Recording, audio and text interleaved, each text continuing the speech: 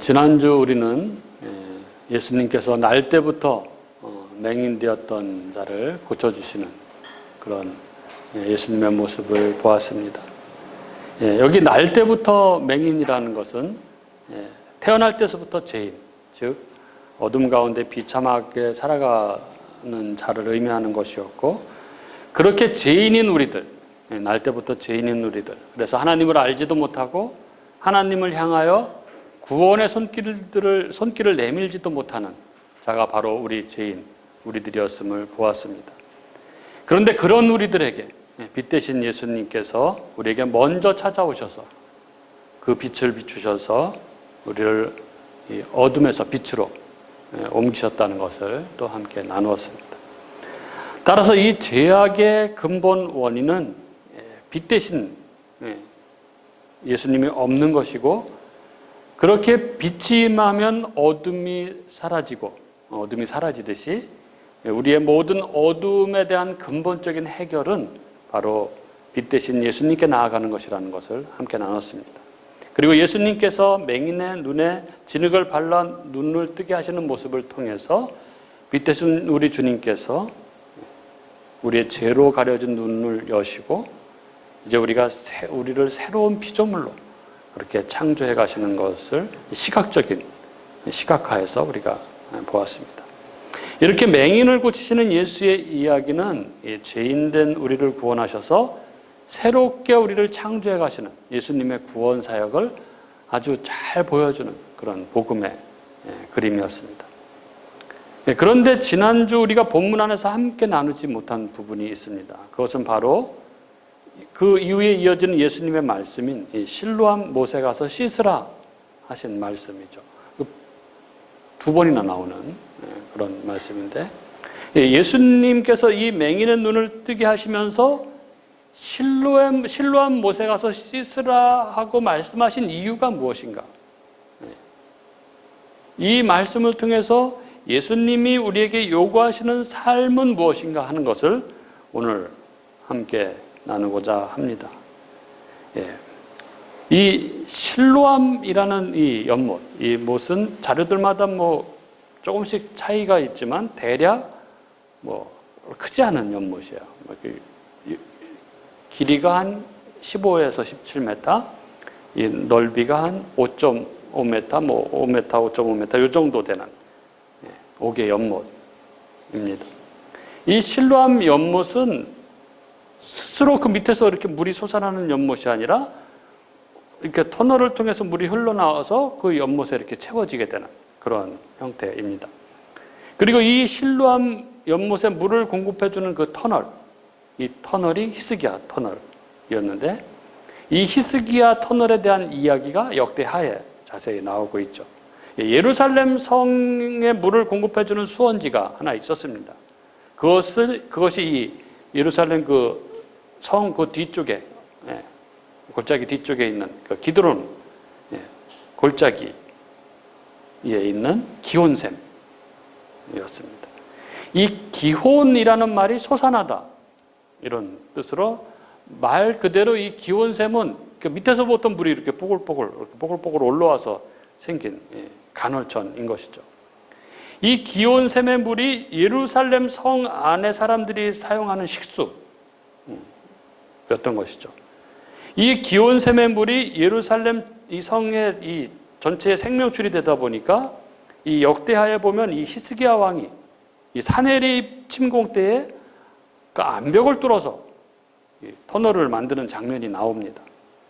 기혼샘이 예루살렘 성 바깥에 있었기 때문에 이 예루살렘이 포위가 되면은 물 공급이 끊기게 될 것이고, 그래서 이것을 염려한 히스기야 왕은 이 기온샘으로부터 약 500m 가량, 기록에 따라서 525m다, 533m다 이런 얘기가 있는데, 대략 500m 되는 거리를 암벽을 파가지고 예루살렘 성 안쪽으로 이 물을 끌어들이는 터널을 만든 것입니다.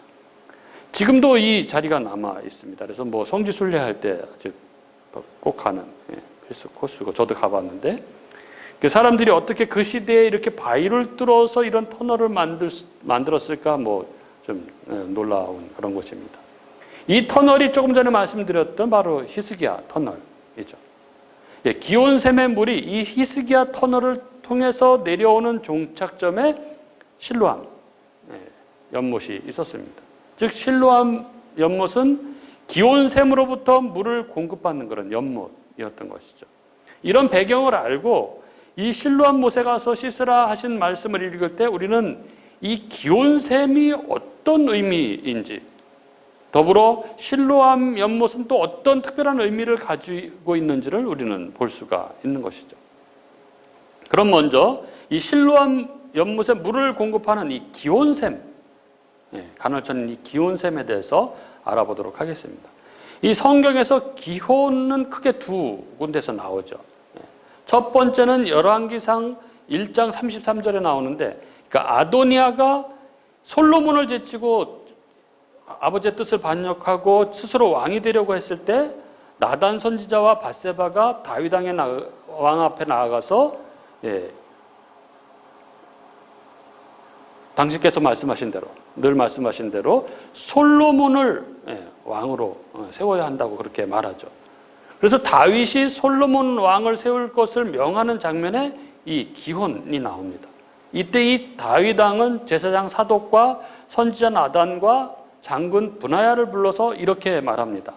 열왕기상 1장 33절 34절 보면, 왕이 그들에게 이르되 너희는 너희 주의 신하들을 데리고 내 아들 솔로몬을 내 노새에 태우고 기혼으로 인도하여 내려가고 거기서 제사장 사독과 선지자 나단은 그에게 기름을 부어 이스라엘 왕으로 삼고 너희는 뿔나파를 불며 솔로몬 왕은 만세수를 하옵소서 하고, 여기 이 말씀에 의하면 기혼은 다윗 왕이 아들 솔로몬을 왕으로 세우기 위해서 특별히 지정한 장소입니다.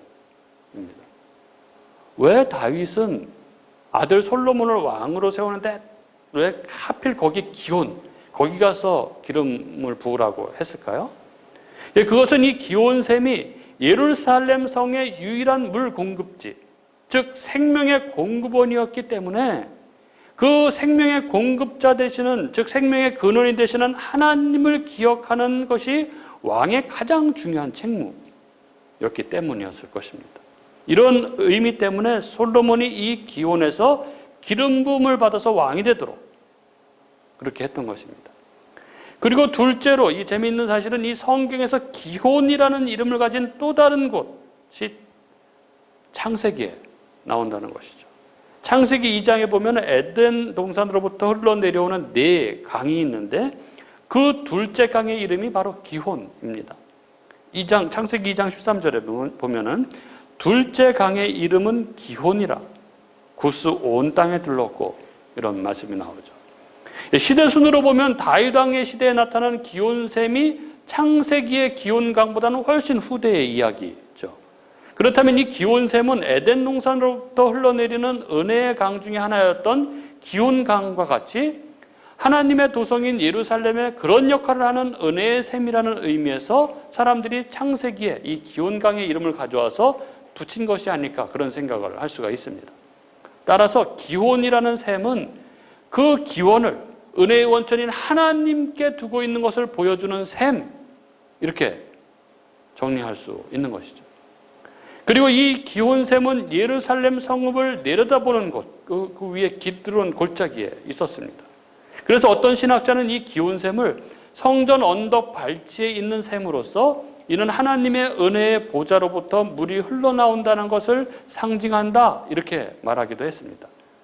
즉 예루살렘에 내려다 보이는 위치에 있으면서 거기에서 나온 물이 예루살렘 거민을 먹여 살리는 생명수의 역할을 한다는 것입니다. 이렇게 볼 때 기온샘의 위치는 이스라엘의 생명을 공급하시는 여호와 하나님을 떠올리게 하는 것이죠. 이런 점들을 종합해 볼 때 기온샘은 적어도 이스라엘 사람들에게는 생명의 근원이라고 이렇게 생각이 되었고, 그들에게 생명의 근원 되시는 하나님을 떠올리게 하는 그런 셈이었던 것입니다. 그렇다면 실로암은 어떤 의미를 가지고 있을까요? 거기로부터 물이 흘러들어와서 모이는 이 실로암은 어떤 의미를 가지고 있는 것일까요? 이 실로암은 히브리어로 이 실로아라는 말에서 유래한 것입니다.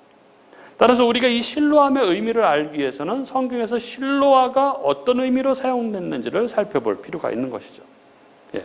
이사야 8장 6절부터 8절에 실로아가 나옵니다. 이사야서 8장 6절부터 8절을 제가 읽어드릴게요. 이 백성이 천천히 흐르는 실로아물을 버리고 르신과 르말리아의 아들을 기뻐하느니라. 그러므로 주 내가 흉용하고 창일한 큰 하수 곧 아수르 왕과 그의 모든 위력으로 그들을 뒤덮을 것이라. 그 모든 골짜기에 차고 모든 언덕에 넘쳐 흘러 유다에 들어와서 가득하여 목에까지 미치리라. 임마누엘이여 그가 펴는 날개가 내 땅에 가득하리라 하셨느니라. 여기 이사야의 이 말씀은 실로암에 관하여는 가장 중요한 그런 성경 구절입니다. 성경에 실로암이라는 말이 많이 나오지 않기 때문에 여기가 핵심 구절이라 할 수 있는 것이죠. 그런데 여기서 이 실로암은 우리가 앞에서 설명했던 히스기야 터널을 타고 내려오는 이 기온샘의 물이 실로암에 모이게 되는 그 이야기를, 그 내용을 아주 가장 잘 드러내고 있습니다. 뭐냐면 여기 이 물을 6절에 천천히 흐르는 실로암 물이라고 이렇게 말하고 있는 것이죠. 기온샘에서 흘러나온 물이 533m 구불구불 이어지는 수로를 타고 예루살렘 성 안으로 들어오는데 그 처음 발원지인 그 기온샘에서부터 여기 종착지인 실로암까지의 이 고저차가 여러분 이 32cm밖에 안 됩니다. 그러니까 이 기울기가 0.06%예요. 533m를 구불구불 이렇게 그 바위 속으로 타고 들어오는데 그 처음 기온샘에서부터 요 실로암 연못까지의 그 높이 차이가 32cm밖에 안 된다는 것이죠. 그렇기 때문에 이 물은 아주 천천히 흐르는 물입니다. 그런데 이 백성들이 무엇을 택했다고 이사야가 말씀합니까? 성경은 이들이 천천히 흐르는 실로암 물을 버리고 르신과 르말리아의 아들을 기뻐했다 이렇게 말씀합니다. 르신은 당시 유다를 위협하고 있던 아람 왕이었고 르말리아의 아들은 이 아람 왕과 동맹하여 유다를 치려했던 북왕국의 왕입니다. 즉 이 말씀을 듣고 있던 유다는 천천히 흐르는 실로암물로 상징되는 하나님의 그 잔잔한 은혜, 잔잔한 능력보다는 유명하고 창일한 큰 하수와 같은 세상의 힘, 세상의 권력을 의지했다는 것입니다. 이사야에서 이 실로암에 천천히 흐르는 물은 급하고 강한 것처럼 보이지는 않지만 이스라엘이 살아갈 수 있도록 그들에게 생명을 공급해주는 천천히 흐르는 하나님의 은혜, 하나님을 의미하는 것이었습니다. 그러나 이스라엘은 하나님을 선택하는 대신에 유명하고 창일한 큰 하수와 같은 세상적인 힘을 선택했습니다. 즉 여호와 하나님을 의지하여 살려고 하지 않고 더 큰 세상의 힘을 의지하여 살려고 했던 것입니다. 이게 우리가 바로 금요일 날 함께 나눴던 이야기와 일맥상통하는 것이죠. 빠른 길, 바른 길을 택하지 않고 빠른 길을 택하는 세상 사람들의 모습과 같은 것이죠. 따라서 이사야서가 말하고 있는 이 실로암 연못의 성경적 의미는 너무나 분명하죠. 실로암 연못은 세상적인 눈으로 볼 때는 전혀 강해 보이지 않는 하나님의 은혜, 하나님의 보호를 의미하는 것이었습니다. 비록 이스라엘은 유명하고 창일한 큰 하수를 원했지만 실로암 못으로 비견되는 하나님의 은혜, 하나님의 보호는 잔잔하면서도 끊임없는, 그리고 예루살렘 성 전체를 언제나 먹여 살려주는 생명의 근원이 되는, 생명의 공급원이 되는 그러한 연못이었습니다. 그렇습니다. 이 실로암이 지닌 의미는 천천히 흐르는, 잔잔히 흐르는, 그래서 전혀 강해 보이지 않는 그런 물이기는 하지만 그러나 그 물이 하나님 백성의 생명을 보호해 주실 것임을 믿는 것, 그게 바로 실로암의 의미입니다. 그리고 그것은 하나님께서 당신 백성에게 요구하시는 삶의 방식인 것이죠. 이게 하나님이 당신 백성에게 원하시는 삶의 방식입니다.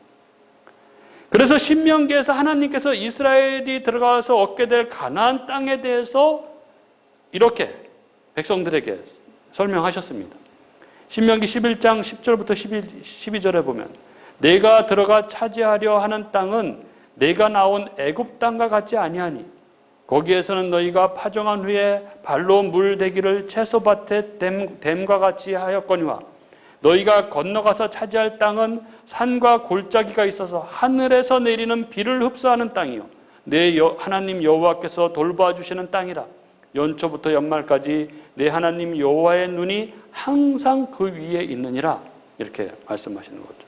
예, 이 말씀은 당신 백성에 대한 하나님의 통치가 어떤 것인지를 아주 잘 보여주고 있습니다. 예, 가나안을 살아가는 신자의 삶이라는 것은 이 불신 세계의 애굽 사람들처럼 자기 발로 밟아 물을 대는, 즉 자기 능력으로 살아가는 그런 삶이 아니라 하늘에서 내리는 비를 마시는, 즉 하늘로부터 오는 은혜로 살아가는 그런 삶이라는 것이죠. 예, 이스라엘은 가나안 땅에 들어갈 때 이 사실을 명심하고 그래서 하나님의 은혜, 하나님만을 의지해야 했습니다. 바로 신뢰함이 보여주는 바로 그것입니다. 예, 우리가 쭉 살펴본 이 기혼과 실로암의 의미를 정리해보면, 다시 한번 정리해보면 이렇습니다. 기혼은 솔로몬 왕이 즉위한 곳입니다. 즉 이스라엘 왕은 다른 곳을 의지할 것이 아니라 이 솟아나는 작은 샘을 통해서 하나님의 도성인 예루살렘이 먹고 살고 누리고 유지할 것이라는 것을 믿고 그것을 의지하는 자라야 한다는 것입니다. 또 기혼은 예루살렘을 내려다보는 샘입니다. 즉 하나님의 보좌에서 흘러나오는 물이 하나님의 도성 예루살렘이 먹고 살게 된다는 것을 의미하는 것이죠. 그리고 성경이 말하는 실로함은 이 창이란 하수와 같은 세상의 힘을 의지하지 말고 천천히 흐르는 물과 같은 하나님의 은혜, 하나님을 의지하라는 의미입니다. 예, 실로함이야말로 그 위대한 하나님의 도성인 예루살렘이 인간적으로 보면 정말 아무것도 아닌 작은 샘으로부터 유지되고 있다는 것을 보여주는 그런 아주 상징적인 샘이었습니다. 그렇습니다. 우리가 맹인에게 진흙을 눈에 바르시고 이어서 그에게 실로암 못에 가서 씻으라고 하시는 이 예수님의 말씀에서 알게 되는 것은 어두움, 죄 가운데 살아가다가 빛 대신 주님의 은혜로 주님의 진흙을 바르시는 일을 통해서 재창조를 경험하게 된 우리들은 그 사람들은 어떤 종류의 삶을 살아야 하는지를 분명하게 보게 됩니다. 예, 예수님께서 씻을 물이 없어서 실로암 못에 가서 씻으라고 하신 것이 아니죠. 예수님께서는 죄인에게 빛을 비춰 죄인이 새롭게 태어나게 되면 그는 진실로 이 실로암의 의미를 알고 믿고 고백하는 삶을 살아야 한다는 것을 오늘 우리에게 가르쳐주고 계신 것입니다. 구원받은 당신의 백성, 구원받은 당신 백성의 삶이 어떠해야 하는지를 말씀하고 계신 것이죠. 우리의 삶은 어떻습니까? 우리는 신자의 삶이 뭔가 예수를 믿게 되면 내가 믿는 자가 됐으니까 뭔가 눈에 확 바뀌는 그런 삶이어야 한다고 생각하지는 않습니까? 어떤 기적적인 일을 늘 경험하면서 이빨이 금리빨로 바뀌고 불치의 병이 낫고 어느 날 막 큰 부자가 되고 그런 엄청난 일이 일어나야 하나님께서 나를 돌보고 계시구나라고 그렇게 생각하고 있지는 않냐 하는 것입니다. 그러나 성경이 이야기하는 신자의 삶은 전혀 그렇지 않습니다. 성경이 말하는 신자의 삶은 아무것도 변한 것 없는 것 같은 그런 삶일지라도 항상 그 속에 하나님이 함께 하시며 나를 지켜주고 계시고 나에게 은혜를 베풀고 계신다는 그 하나님을 인식하면서 살아가는 그런 삶이라는 것입니다. 많은 사람들이 하나님을 이 즉흥적인 힘 혹은 이 창이라는 하수와 같은 세력과 맞바꾸려고 합니다. 그래서 하나님이 자신의 삶을 늘 돌보시고 시시때때로 자신의 삶에 간섭하시면서 당신의 뜻을 이루며 인도하고 계신다는 그 은혜의 삶을 다 팽개쳐버리고 무언가 극단적인 그런 경험을 추구하는 사람들이 있는 것이죠. 비록 은사주의자가 아니어도 그렇습니다. 신자는 하나님이 주시는 일용할 양식으로 감사하도록 하는 것이 하나님의 뜻입니다. 광야의 이스라엘은 매일 내리는 만나를 통해서 하나님께서 자신들을 굶기지 아니하시고 매일 먹이신다는 것에 감사하는 것을 배워야 했습니다. 그리고 하나님께서 아무리 극한 상황 속에서도 자기들을 버리지 않으시고 지키신다는 것을 기억하고 찬양해야 했습니다. 하지만 이스라엘은 수시로 이 하나님을 버리고 가나안 땅의 그 지극히 자극적이고 유격적인 바알과 아세라 신을 쫓았습니다. 이처럼 오늘날도 많은 신자들이 매일의 삶에 부어지는 그 하나님의 은혜, 보이지는 않는 것 같지만 늘 끊임없이 부어지는 그 잔잔한 은혜의 삶, 거기에 감사하기보다는 무언가 자극적이 있는 그런 것을 고대하죠. 그래서 매일매일 천천히 흘러나오는 이 실로암 물을 내팽개치는 것이죠. 그리고 창이란 하수를 찾아 나섭니다. 여러분, 오늘 우리가 함께 살펴본 이 기온의 샘과 실로암의 물이 우리에게 주는 교훈은 여호와께서 생명의 샘이시라는 것을 기억하라는 것입니다. 매일 우리가 살아가는 삶이 이 하나님의 은혜 안에, 하나님의 보호 안에, 하나님의 지켜주심 안에 있다는 것을 느끼고 감사하라는 것입니다. 엉뚱한 데 눈을 돌리지 말고 자극적인 것에 기웃거리지 말고 주님께서 우리를 눈동자처럼 지키시며 그 은혜로 우리를 지키고 계신다는 것을 깨닫고 감사하며 찬양하는 삶을 살라는 것입니다. 이것이 바로 진흙을 발라서 새로운 창조를 보여주신 예수님께서 그에게 실로암 못에 가서 씻으라 명하신 그 이유, 이것이 바로 신자인 우리들이 살아가야 할 삶의 모습인 것입니다.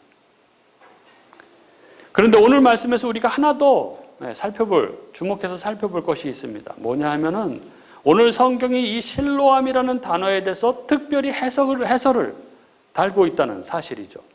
성경은 이 실로암이라는 말에 대해서 해설을 달고 있습니다. 뭐라고 달고 있습니까? 실로암은 번역하면 보냄을 받았다는 뜻이라.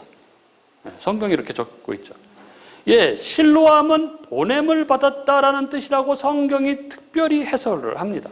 보냄을 받았다. 이 말은 실로암과 기온샘의 관계를 아주 잘 보여주죠. 앞서 말씀드린 대로 실로암은 이 스스로 솟아나는 물이 아닙니다.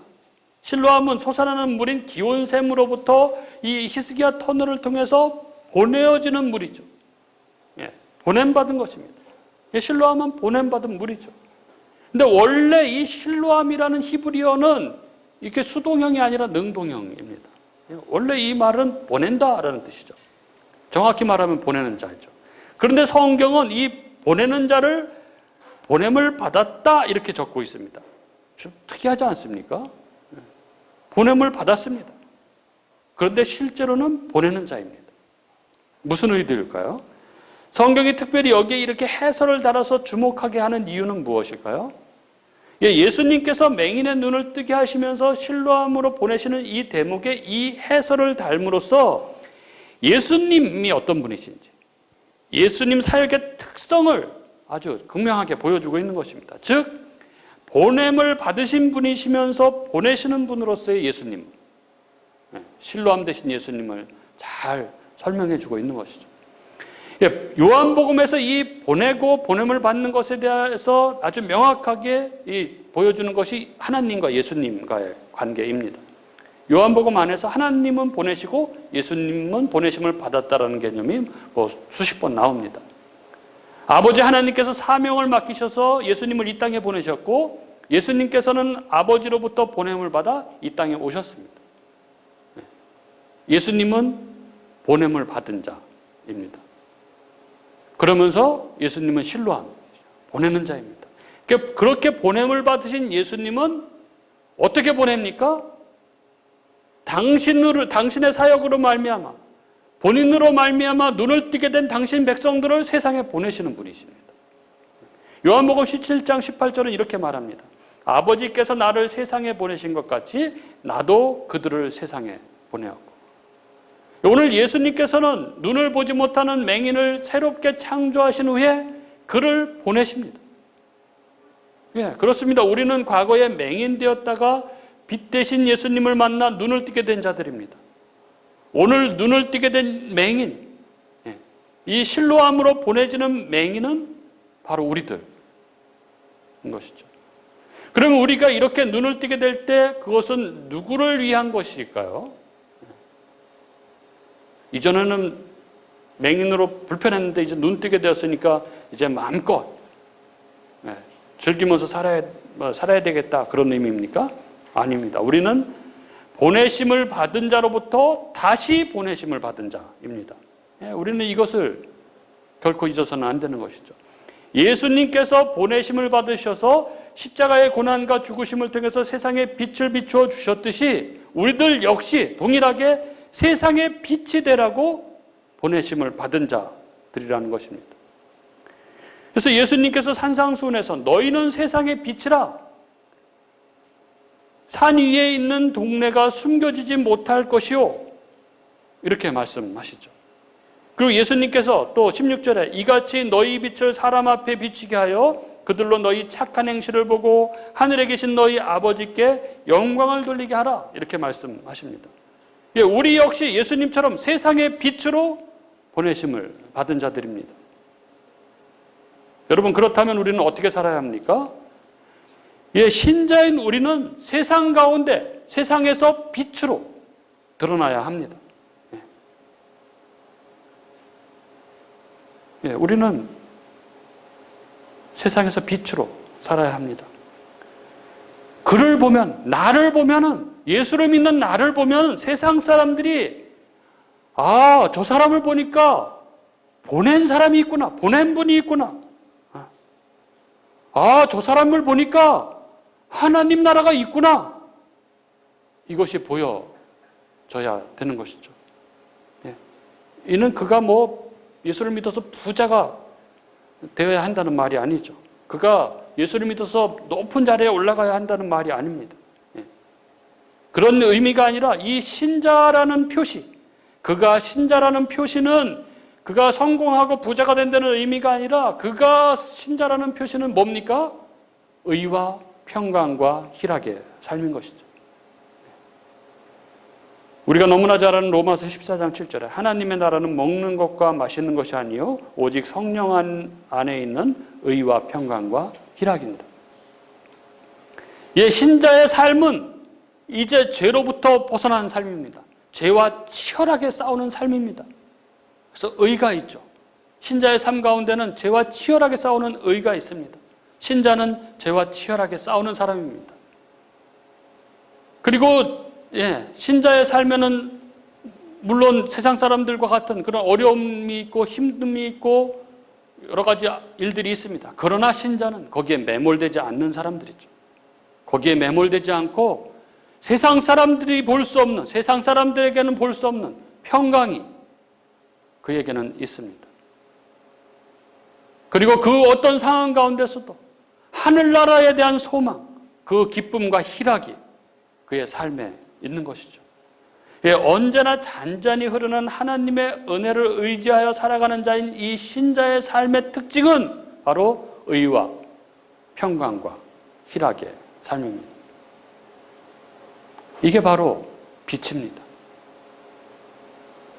신자는 세상에 살면서 죄악된 어둠이 세상을 삼킬 수 없다는 것을 보여주는 빛입니다. 어둠이 가득한 세상 속에서 마치 산 위에 동네가 있으면 거기 동네가 있다는 것이 빛을 통해서 드러나듯이 신자가 살아가는 그 삶 속에, 세상 사람들 삶 속에 그 신자로 말미암아 저기에 믿는 사람이 있구나, 저기에 교회가 있구나, 이것이 환하게 드러나야 하는 것이죠. 신자가 있는데, 세상 속에 신자가 있는데 전혀 표시가 나지 않고 세상 사람들과 비슷하면은 이건 이상한 것이죠. 신자는 세상 속에 빛으로 드러나게 되어 있는 것입니다. 오늘 우리는 우리 예수님께서 맹인된 죄인을 재창조하시면서 그들을 실로암으로 보내시면서 실로암 못에 가서 씻으라 하는 말씀의 의미를 함께 나눴습니다. 우리는 빠른 길이 아니라 바른 길을 택하여 사는 사람들입니다. 하나님의 은혜, 하나님의 그 보호하심이 아무것도 없는 것 같은 그의 눈에는 보이지 않지만 그 은혜와 보호하심이 늘 우리 삶에 넘치고 있다는 것을 우리는 늘 기억하고 살아야 합니다. 그리고 동시에 우리는 세상의 빛이어야 합니다. 빛으로 어둠이 가득한 세상 속에서 빛으로 드러남으로 하나님을 증거하는, 하나님이 살아계심을, 천국과 지옥이 있음을 증거하는 그런 사람들이 바로 신자인 것이죠. 그리고 그것이 바로 우리 교회의 비전, 교회가 복음이다 하는 비전이기도 합니다. 그 성도, 그 교회 자체가 복음인 것입니다. 하나님이 살아계시고 천국이 있음을 보여주는 그 사람, 그 교회, 그것이 바로 세상의 빛인 것이죠.